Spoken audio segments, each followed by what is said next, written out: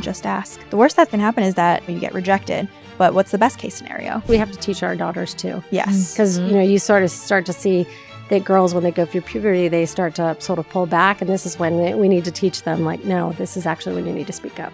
One of the only times I asked for a pay raise was when I saw some of my team members that I had hired and were several levels below me were being compensated more than I was. Who loved you better than you deserved? What? That's so deep. I'm Cherie. I'm Jean. I'm Mandy. And we're the Tiger Sisters. We are your Wall Street and Silicon Valley big sisters. And we're a top 10 business podcast bringing late night sister talk meets boardroom strategy. Many of us have used, or at least heard of, Match.com, Tinder, Hinge, OkCupid. What seems simple on the surface is actually a massive ecosystem of love, data, monetization, and human psychology. Mandy Ginsberg helmed Match Group during a pivotal era, scaling from a strong dating brand portfolio into the business behind how millions connect. She's navigated acquisition, culture, growth, and vulnerability in very public ways. Today, we dig into how she played at the intersection of technology, intimacy, growth, and authenticity, and what she's learning now about reinvention. Mandy, welcome to the Tiger Sisters podcast. Yay! Wow, thank you. Yeah. So on the Tiger Sisters podcast, we say that we talk about money, power, and love. And so today we're really excited to dig into our two favorite things, love and data, and how to use data when it comes to love. So dating is both timeless and ever-changing. How did you and your team anticipate cultural or generational shifts before it showed up in the data? I think that the fundamental issue that we were facing is that as young people would sort of go to less bars, meet less in churches, would not meet in college and date, all of a sudden they were in sort of the workforce and people are lonely and trying to figure out how to connect. And this was, for the most part, Match.com in the early days was for second-time arounders with a divorce rate that's over 50%. These are people who are who have little kids and have busy careers and there's just no way to meet. And so that was really the first big audience that came online, probably in the early 2000s. And then sort of the rest is history, especially as young groups came in with Tinder. And we are now seeing this huge proliferation of dating. But to your question around how did you identify trends and opportunities? At the end of the day, this was a highly analytical product company. Yeah. It's funny because at one point we had these daily stand-ups, which talked about the metrics of the business. And at one point, I'm sort of a marketer at heart, but one of the marketing people said, all we talk about is numbers and we don't really talk about the people. I'm like, well, that's terrible. These are people we're talking about. So if the site goes down, this is people that might not meet. And so we really tried to make sure that not only do we look at sort of the data and the trends, but not forget the fact that these are people who've got their hopes up. Okay, so now, Mandy, talking a little bit more about your own experience.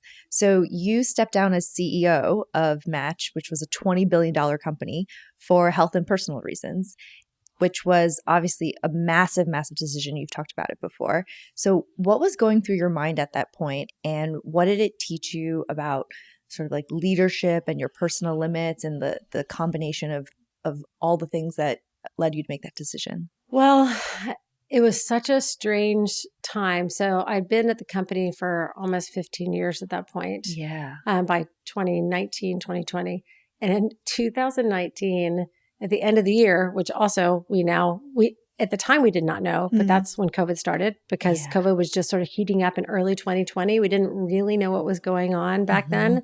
So weirdly, I resigned and then my best friend and successor took the company over during COVID. And she's like, I can't believe you leave me and I have to run the business out of my kitchen. Yeah. So anyway. You're like, I taught you everything I know. Yeah. A lot of changes. Well, everything you know. Yeah. It was a wild time. But in 2019 in Dallas, Texas, where I live, there was a tornado that hit 1,000 houses in Dallas, which is a little strange. And we got a direct hit on our house and about half of our house was destroyed. And we were at the house at the time. And I think I had earnings the next week or maybe I think it was the next week. Yeah. And it was a lot. Yeah. And I did, and then during that time, my doctor had called me about recalling breast implants after a mastectomy. And it was associated with breast cancer. And I just didn't see the message, didn't get the message. And I got a terrible email that said, like, we're firing you as a patient. And so I was like, what does that mean? And I called and they said, we've been trying to reach you for like months. And you're not responding to our phone calls. You're not responding to our emails. I was like, sorry, my life's a little busy. Yeah. And so the combination, I think, of the tornado and the health scare, I was like, maybe I should rethink everything. So, and at the time, which is so hard, and I think professional athletes think about this too. How do you figure out if you are going to leave, when to leave? Like, when's the right time? And people always stay too long. And the business was going so well at the time. And the woman who was running the business with me, her name was Shar Dubé. She's a brilliant leader. And she and I had been like tag teaming this business forever. In fact, when I became CEO, I asked the board if we could be co-CEOs and they said no. So I was like, why not? We run it together anyways. And the business was really, I mean, it was in great hands with her. And so I talked to her, of course, and talked to the board at the time. And so she sort of swooped in and there was just zero transition. So it was, the timing was great. I didn't know quite how great it was because a month or maybe 6 weeks later, the whole world shut down. So that was not planned. And weirdly, that's when things really started ramping up in the dating category because people were stuck at home and lonely. And so there was a lot more activity that was happening. And so as I was transitioning out, the business was weirdly kind of on fire in a good way. And then, there's been more challenges sort of subsequently, but it ended up being a great time. And I think honestly, there was none of the investor community, no one thought twice about it because things were going so well and there was so much continuity in the leadership. Yeah. At that point, was it like an agonizing hard decision, or you're like, this is exactly what I need to do right now? And it was clear to you that you had other priorities that were much more important or taking the forefront? I think I had to listen to myself and instinctively I'm like, I think it's time. The other thing too is I really was worried about, I've been at it a long time. Am I going to be the person or the team that comes up with the innovation for the next big growth? And now in retrospect, I have a different view on that. But at the time I was like, okay, old dog, old tricks. Like, shouldn't we bring in new, fresh thinking and innovation into the business? Because ultimately we saw that we really did disrupt ourselves time and time again. And so I was like, am I the person that's going to do enough disrupting over the next 2, 3, 5, 7 years? I think the biggest asset I had in looking back as a CEO was, and I did play very serious sports, and I loved. So I played serious soccer. I played for Berkeley. And I loved being part of a team. And I was never the best player. I was never the fastest player, but I love seeing people succeed. And I really do have a genuine curiosity for people, and I like to see people succeed.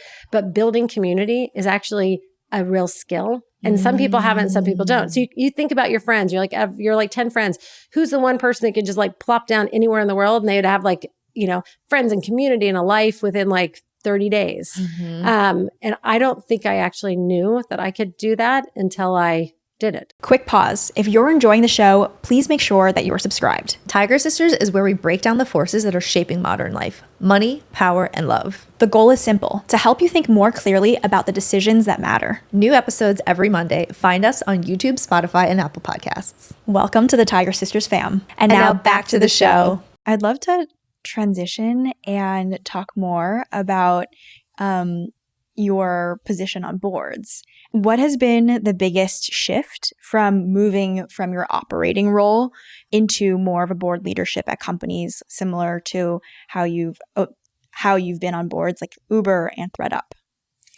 Well, I think as an operator, at the end of the day, I'm an operator. I'm a marketing person. I'm an operator, and I like to get involved in the details. And you think that's what makes you like a strong board member? Well, actually, no. I have to. It's really it's the opposite. So, and a really smart board chair told me once, the difference between being an operator and a board member is that you have to be instead of like fingers in and nose in, you've got to sort of fingers out, nose in, and that's a muscle that I hadn't. First of all, it's so funny because sometimes, like, especially for more startups or smaller companies, I just want to be like, no. actually, I'm not just giving you advice, just do what I say. And people won't do what you say necessarily. They just will listen and hopefully take your advice. So it is different. I will tell you, and now that I've been on so many boards over the course of time, and you sort of see the pattern recognition of like great board members who can provide real sort of insight and help and direction, and also knowing when and how and where to engage at the board level. Because there's some, board businesses that are doing like great. I was on the board of JCPenney, which seems like an anomaly, but during a bankruptcy. So that we had to get heavily involved in. We had a CEO leave that we had to find a new CEO. So that's where like the board work is actually very hands-on. Yeah. That must have been fascinating. It was fascinating. It's a 100-year-old company. At the time I was running Match too. So oh my God. The dynamics between like what we were dealing with, a company going through bankruptcy that's 100 years old, and a brand that was very Americana, and this business that was growing by, 2, 3, 4 times. I mean, it was just, it was like whiplash going from one board meeting to another. My like nerdy comment is like, you lived the case study. Like you actually, there's so many case studies about what happened with JCPenney. Like you were in it. Yeah. And it was just frankly, one of the main reasons is the board members at the time convinced me it was in my backyard. So I didn't have to get on a plane to go, but it was fascinating. And it was also, I learned a lot. Apparently I was pretty good at going through a bankruptcy. I had firms calling me up and saying, we have another company going through bankruptcy. Can you? I was like, no, absolutely no not. Way. No way. One is enough. This is not. Yeah. But I will say I never had aspirations to, funny enough, I never had aspirations to be a board member. I'm not even sure if I had aspirations to be a CEO, to be entirely honest. Maybe I shouldn't say that out loud. For both.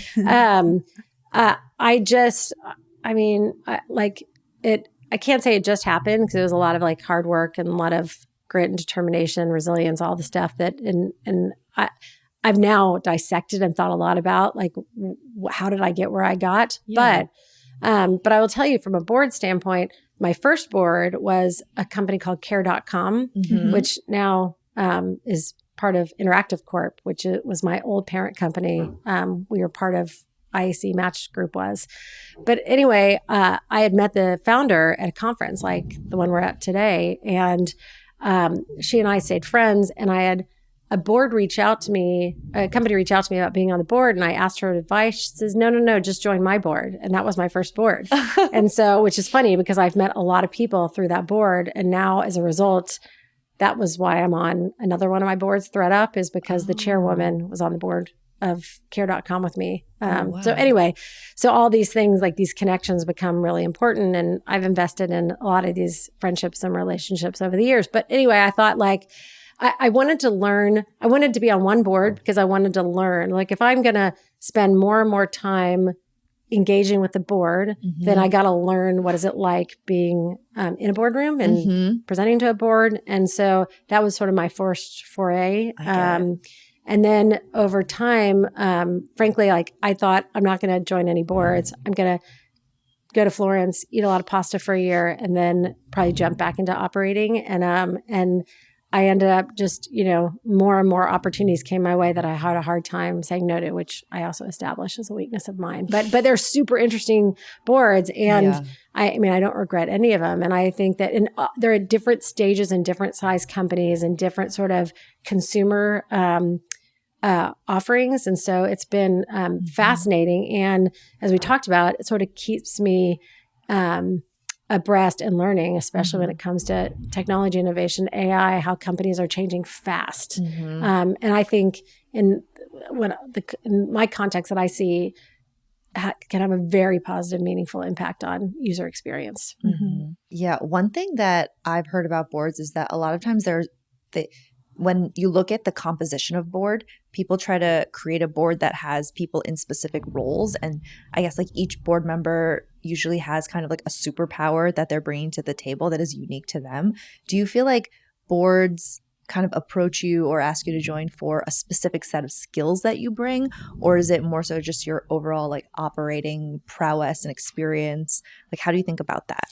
Well, I mean, at the time, so when I was when I was still at Match, Dara, who is the CEO of Uber, reached out, and we were at kind of sister companies because he was at Expedia. So Barry Diller. He worked with Barry Diller for a long time, and Match Group was part of Barry Diller's empire. And so I knew him through that loosely. I didn't know him that well, but he was really at the time looking to evolve the board because I think at the time Travis was still on the board when I was interviewing because I think I overlapped maybe one board meeting with him, but he was really looking for people who were operators, but not. There's a lot of great operators on the board at Uber and a lot of CEOs, existing and previous CEOs, but there weren't a lot of consumer, digital consumer experience. People who had digital consumer experience, had subscription experience, which with Uber One, they've now have a pretty significant footprint when it comes to subscription. And so that he sort of said it would be great for me to have another digital operator on the board who understands customer acquisition, who understands retention, who understands all the dynamics you've been dealing with. And so anyway, that's how I joined that board. And for Universal Music Group, which is been wild because I know nothing about the music industry. Yeah. But I know a lot about subscription and they're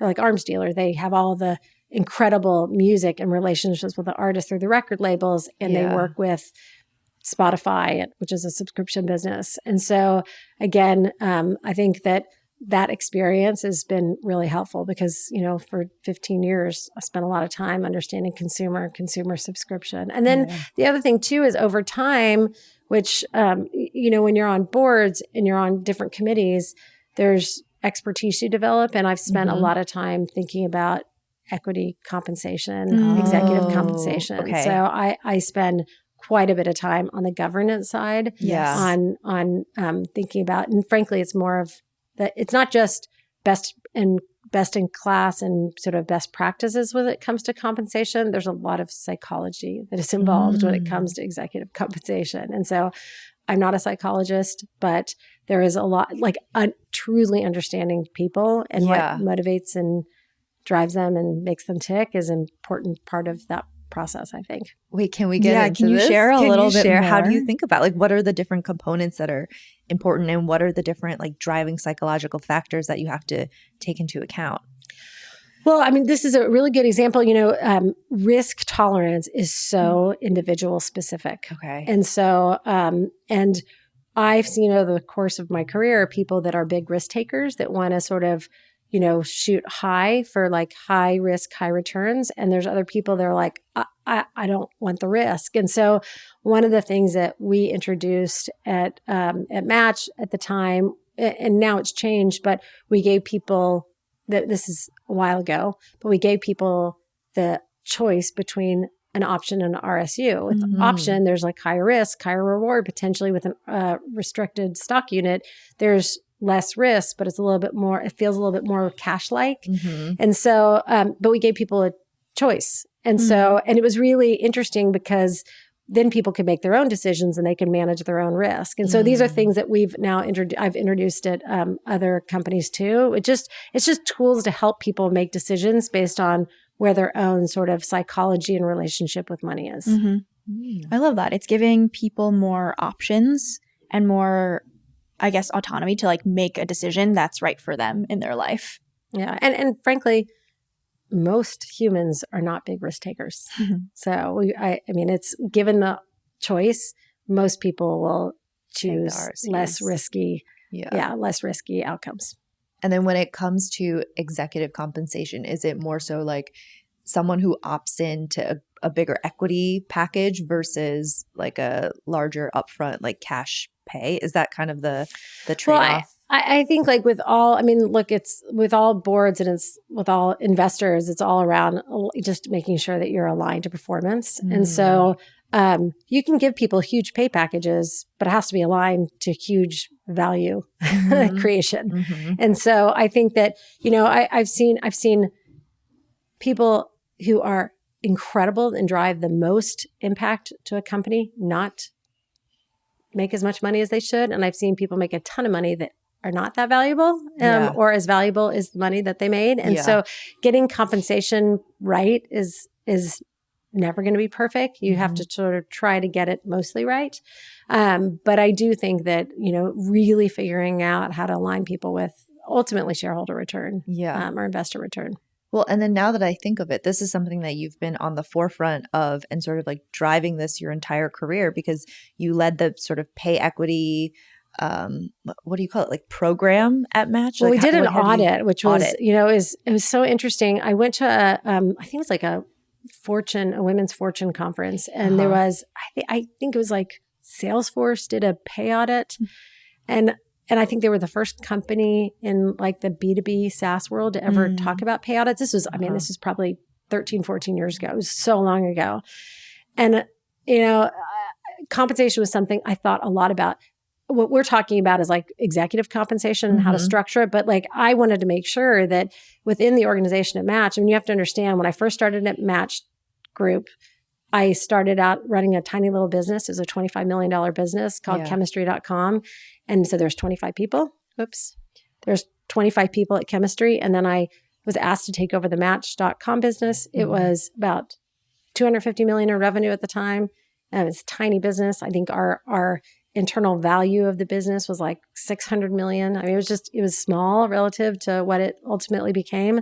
But I realized that, well, the reason I thought a lot about it is because there's one woman on our team. She's amazing. She was a PM.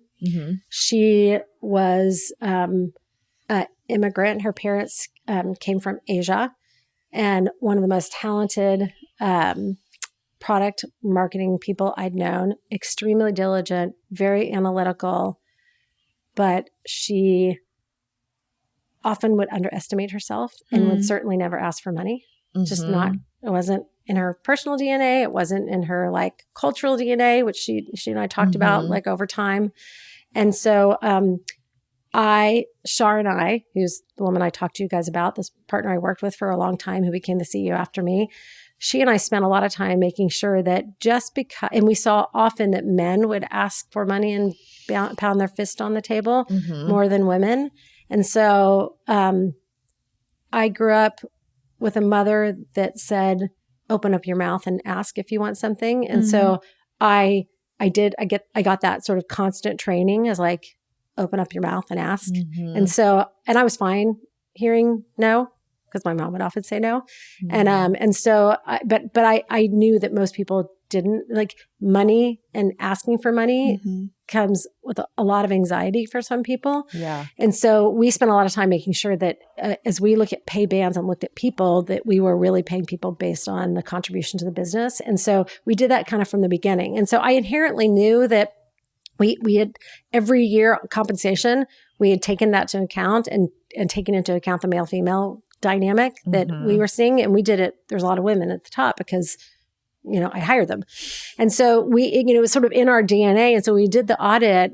I made them run it twice because there was real pay equity based on bands between males and females. And I didn't believe it. But it was right. And then we actually did find an anomaly, weirdly, I think in the accounting department at the time, because the women were paid lower than the men. I was like, how did that happen? And what had happened is women had been there a very, very long time, and then new people coming in happened to be men. And so when you often come in from the outside versus you're there a long time, it's just that the compensation gets out of whack. So we had to sort of adjust that over time. But it was constantly on my mind. And so that was something and we talk about it a lot at the company. Yeah. I mean, that's one thing I've shared before on our podcast is that even, 10 years after you did this audit, like one of the only times I asked for a pay raise was when I saw on my team, some of my team members that I had hired and worked for me and were, several levels below me were being compensated more than I was. So that was when I was finally like, okay, I can't avoid this anymore. Like the numbers are right in front of me. I need to, speak up for myself and say something to make it like a fair sort of pay situation. So it was very hard for me to do that, kind of like you were alluding to. Yeah. And look, I mean, I will say that I hate this fact, but often you have to clearly create, not you, but people have to clearly create value, but squeaky wheels do get paid more. And so, and the thing is, I think it's really important, which I tell women is like, look, even if you don't get it, ask, because it puts something in sort of your manager's head that it matters to you and you care. And over time, you'll figure it out, whether it's like this job or the future jobs, but you've always got to ask and be okay hearing no. Yeah. It's really a muscle that you need to train. And especially if it's not something that you grew up doing or, asking for things, whether it's in relationships at work or in any way, it's really hard to get into that mindset. And so I really admire that you came from it as to me, it lands that it is a protective measure in the sense where there are employees who are doing great work, but they are unable or they don't know how to speak up for themselves. Yeah, I think that's true. And also we have to teach our daughters too. Yes. Because, you sort of start to see that girls, when they go through puberty, they start to sort of pull back. And this is when we need to teach them no, this is actually when you need to speak up. Yeah. Just ask. The worst that can happen is that you get rejected. But what's the best case scenario? Right. And you actually have to learn to ask. I think it's an important muscle, not just to learn to ask for money, but just to learn to ask for things in general, in relationships, for promotions, for from your family members. And so that is I think it's important. And also sometimes if you manifest it and you say it out loud, it also makes it feel really real. Yeah. That's something that we've really gotten into, where I've been doing this thing called the Artist Way, where a big part of it is journaling every day and writing down, just getting all your thoughts out. And it's crazy how the thoughts that you have, if you just write them down, they just happen. Yeah. I don't know how else to explain it. Yeah. No, they become more real. Yeah. Yeah. You're putting the energy out into the world from just your brain. You're putting it in the physical world in some way. And that helps you sort of actualize it, I think. I agree. It's advocating for yourself. And also when you put it down on paper or you tell someone or tell yourself, say it to yourself in the mirror, it's making it more real. Yeah. Yeah. Cool.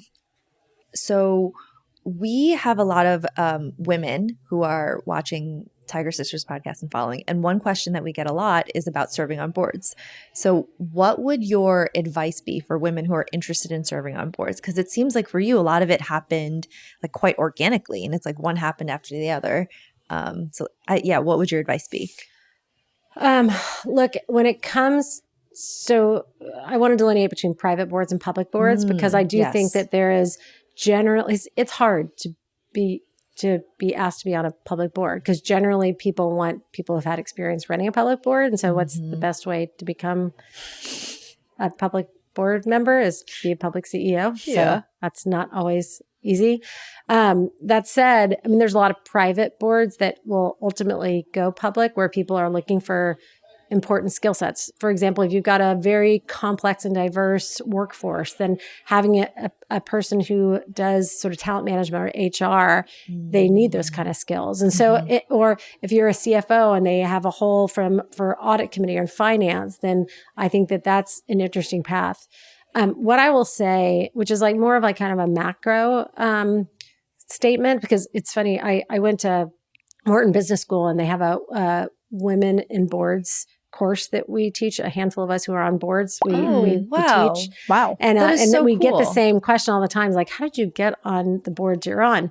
But I found on the boards that I am on, I will often hear men talk about the golf games that they've had with each other, or the university boards that they serve on together. And a lot of the women are not talking about that because we are taking care of our children and our parents, and we take a much more active role in other parts of our lives that oftentimes the men that I serve on boards don't do. And so I actually reached out to a couple of the board members from Uber and I said, hey, we're doing this strategy session.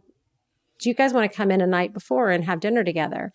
And the women who I asked, they're like, yeah, no one's ever asked us to do this. So we don't have time to play golf, nor do we play golf, but we caught up over dinner and we've built a relationship over time by trying to catch up, the three of us, the women on the board. And the only reason I bring that up as a story is that I think about the relationship I had with Patricia Nakash, who's the chairwoman of ThreadUp, one of the boards I'm on. Yeah. She was on the board of very early VC. She's incredible. She was on the board of Care.com. And she and I, because I just think she's incredible, she and I have kept up through the years. And every 4 to 6 months, we'll reach out, we'll try to have coffee, or we'll catch up over Zoom.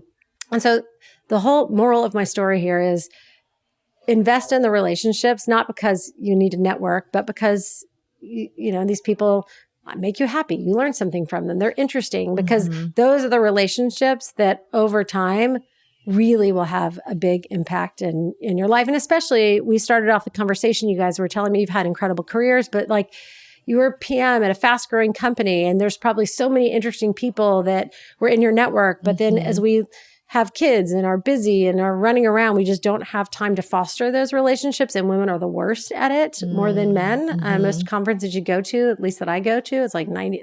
I never have to wait in the women's bathroom because there's no women. But we just don't have the time because you're like, that seems like an inefficient use of my time.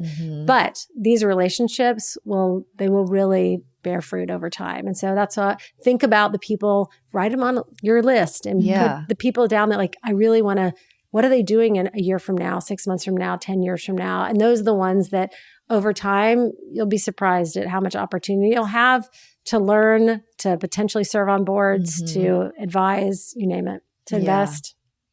So it's investing in the relationships with people that you admire, you respect, that you enjoy working with, that you sort of have like a natural relationship with and affinity towards. Yeah. And look, networks are, I have a lot of friends from business school. It's been so fun connecting to all these people over the course of their careers. I'd say like, think about it from your very first job all the way to where you are today. There's so many people you're going to come across that you're like, I would love to spend more time with them. Yeah, that's one thing that I have really enjoyed about the two of us starting our company together is that now that we have our own company, we get to like pick who we work with. We get to decide who we spend our time with and who we invest in and who we build with. And it's just been so much fun to just get to work with your friends who you like really admire and you think the world of, and so talented. And like, wow, we actually get to work with them. Yeah. I mean, look, I talked about this woman, Shar, a lot. I mean, it was very lucky I got to run a business with my best friend. I mean, she wasn't when she started, but we became such close confidants and friends over time. And when she left Match Group as the CEO a few years after I did, she said, I told her the thing I miss most is working with her because we had so much fun together. And she's also brilliant. And we were a very we had a symbiotic partnership. But we ended up saying, okay, well, let's figure out if we want to work with private equity or with a venture capitalist together, but let's try to do it as a team because we know as a team, we are probably better than individually. And also it's so much more fun. And we know that people like working with us as a team as well. So we ended up joining private equity firm as operating partners, but together. So we were like a package deal. So it just goes to show, So people are like, we have to hire you together. Like, yes. Yes, you do. Wait, I like that. I love and so that. we're like, and if you don't want to, we don't care. But so that's the kind of the relationship you just talked about is that like, sometimes those are, you'll look back and be like, wow, this is the best thing that ever happened to me in my career aside from, building a great business, which we did. I just think you're so cool. You like create your own reality. Like you're just defining and just doing things. You're like, hire the two of us together. Like that would never. Because she's asking. Yeah, she's exactly. asking or creating the opportunities that would be most rewarding for you. Yeah. I mean, but I'm also old and I fortunately had enough success that I earned the ability to do that. I probably wouldn't have done that when I was in my late 20s or 30s. So, but I slogged it out for a long time. So, well but deserved. It's fun. And by the way, thank you for saying I'm cool because my kids would not say so. So I really appreciate that. Awesome. Okay, we have a fun little segment. Yes. The last part. The last part. We have these fortune cookies that are, they have questions inside them. We have mild and wild. Okay. And so you'll take one of each. Okay. And I can't wait. Yeah. And it was so fun, you guys, because I filled out your questions, I think, for your newsletter. Yeah. And did you guys look at my answers? We didn't look at them yet. We're saving them. Okay, you can save them. I won't mention them, but it was very funny. Are they wild? No, I was just laughing because it was like, what show are you watching now? Yeah. And I said, I was like, I'm just going to say it. So I was like, well, I am more obsessed with The Summer I Turned Pretty more than my daughter. Oh my God. So she's like, I Mom, know. this is embarrassing that you watch this stuff. I was like, I can't help it. I'm Team Conrad all the way. I just can't help it. Well, do you know there's like so much literary analysis about the show? Well, on yes, of TikTok? course, because I'm on TikTok all the time. Yeah, with me the too. show. I Okay, just we have can't the help exact it. same algorithm. Yes. It is like, why am I a 45-year-old woman with 3 kids and a happily married, but I'm in love with Conrad? I'm like, oh my God, me too. That's because he was written by a woman. Yes, exactly. Right. Yeah. Yeah. That's a whole conversation. Yes. Okay. I have the wild and I you have the mild. Okay, Yeah. maybe we start with. You can choose. Okay. So this is the mild. This is so fun. I know. What is it? Okay. Your This face? is funny. I mean, I can't wait to see what the wild is. What types of people do you tend to attract? Ooh. That's a good question. So it's so funny. So I'll just use my husband. Yeah. So since I think that, that I definitely at some point, got him intrigued enough to want to ask me out. I tend to, I'll tell you there's a difference between work and non-work, but my personal life, I definitely, people who are a little bit more introverted and less big personalities. My husband's a very contemplative, wise introvert. So that is probably who is attracted to me. And then in work, it's so interesting because I am a very instinctive decision maker, and I'm probably more of I'm a creative, at heart, and I'm pretty good when it comes to consumer instincts. But I generally hire people who are way more analytical, focused, and decision makers. And so when we did assessments on team dynamics at Match, it was shocking to see how many people were not like me than like me. So. Wait, I love that. That also means that you're hiring just a diverse group of people that balance you out. Yeah. Well, maybe that they just balance me out. They're all very similar, but yes. But I think that was okay. I can't wait to see what wild was. Okay. These are random. We don't know what you're gonna have. We don't even know. We have no idea. Okay. This is our first time trying this out. Oh, really? Yeah. Okay. Who loved you better than you deserved? Oh my God. Oh my God. So- What? That's so deep. It is so deep. Did we approve that one? I might need to get another one. I thought I was going to be like sexy, kind of like hard. Well, it's so funny to talk about my husband again, but I do feel like that he is the kindest human I've ever met, and sometimes I feel like I got lucky. I don't deserve him. So That's beautiful. yeah. And he's So lovely. yeah, he's a wonderful guy. So and he puts up with a lot of women in his life. So me and my daughters. So okay, I think I might need one more like wild one, just because that didn't seem very wild. Okay, we'll see if we can. But let me just. Mandy wants one that's just about sex, straight up.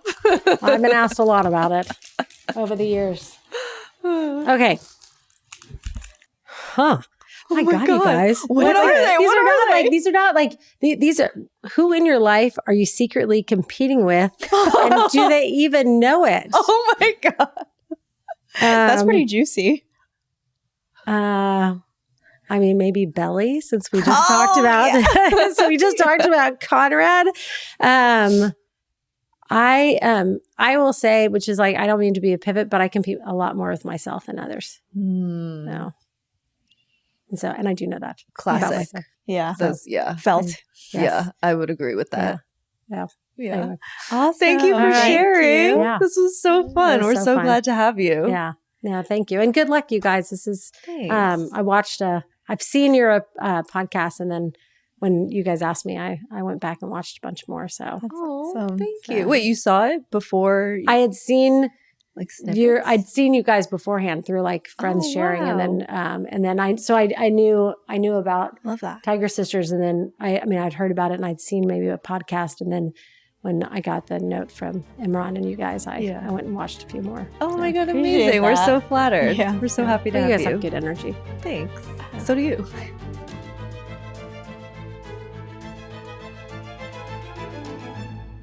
A quick note. So I know a lot of people think that podcasts are just about talking off the cuff, but I think what you don't see is that for Tiger Sisters podcast behind the scenes, there is so much research and cultural curation that goes into every single episode.